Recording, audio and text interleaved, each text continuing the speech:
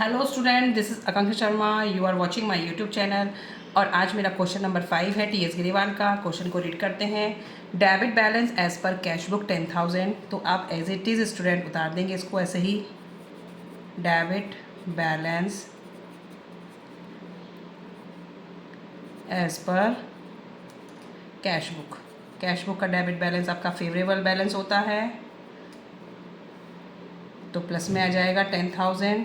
ठीक है student. Second देखिए, a cheque for ₹500 issue in favour of Karan has not been presented for payment. तो cheque issue किया गया, चेक काट के कहाँ से दिया गया होगा? कैश बुक से, और कैश बुक से काट दिया लेकिन वहाँ पे पेमेंट नहीं हुई।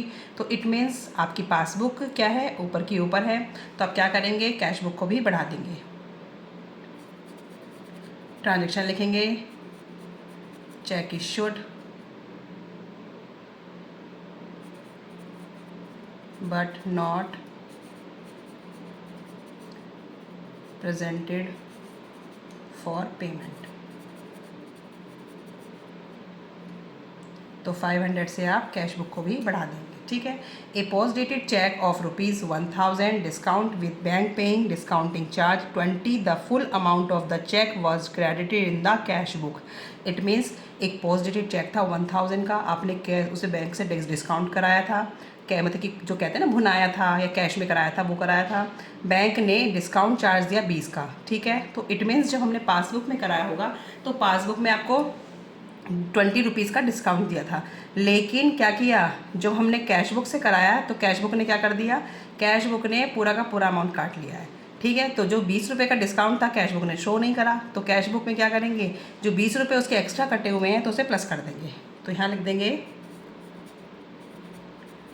डिस्काउंटिंग चार्जेस 20 रुपीज़ हम कैश बुक में वापस से डाल देंगे, क्योंकि हमने पासबुक से तो कम कर लिया जो डिस्काउंट मिला था, लेकिन कैश बुक से जो पेमेंट कर जो भी अमाउंट था वो हमने पूरा का पूरा दिखाया, तो हमने 20 रुपीज़ कैश बुक में बढ़ा दिए। ठीक है। A cheque 295 deposit in the bank has been dishonoured. 295 का चेक डिपॉजिट किया तो पासबुक बड़ी होगी, अब क्या हो गया, वो डिसऑनर हो गया, तो पासबुक कम हो गई होगी। जब पासबुक कम हो गई होगी तो कैश बुक को भी कम कर दो। ठीक है।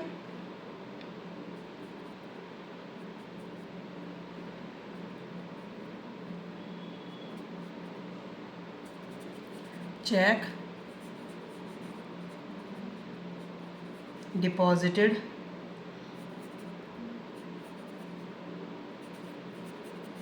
in the bank has been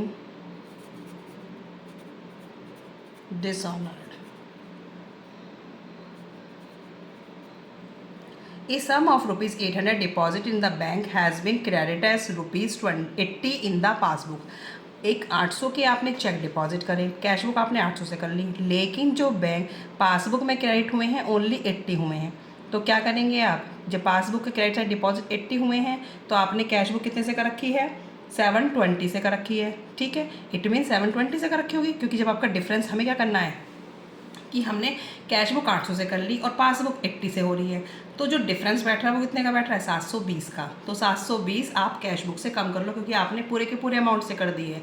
अब पासबुक 80 शो कर रही है, वो 800 शो कर रही है, तो जितना भी डिफरेंस है उसे क्या करेंगे आप, वापस ले आएंगे।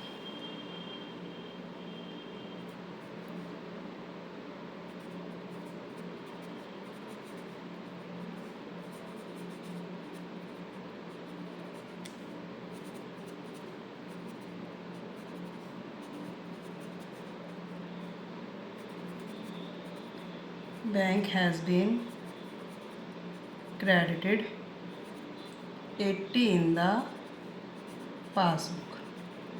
ठीक है स्टूडेंट। अब 720 आप क्या कर देंगे, कैश बुक से कम कर देंगे, क्योंकि कैश बुक कम ऊपर नीचे हो रही है पासबुक को देख के। पासबुक में 80 है, कैश बुक में 800 है, तो क्या करेंगे, तो उस चीज़ को हमें कवर कैसे करना है, तो हमें 720 वापस ले लेने हैं कैश बुक से, तो पासबुक के बराबर हो जाएंगे हम, क्योंकि हम वही डिफरेंस तो चेक कर रहे हैं।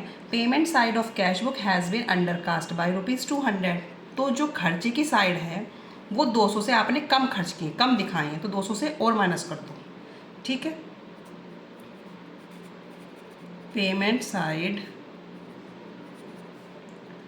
अंडरकास्ट, और वो भी किसकी पाई गई है अंडरकास्ट, कैश बुक की। ठीक है।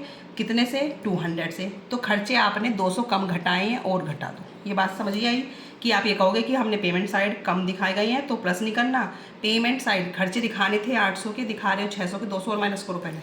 ठीक है, ऐसे तरीके से आपको समझना है कि खर्चे कम दिखाए गए हैं, आपको और खर्चे करके दिखाने हैं। अब देखना डिफरेंस किधर आएगा। डेबिट बैलेंस एज पर है तो आंसर आएगा आपका credit balance as per passbook.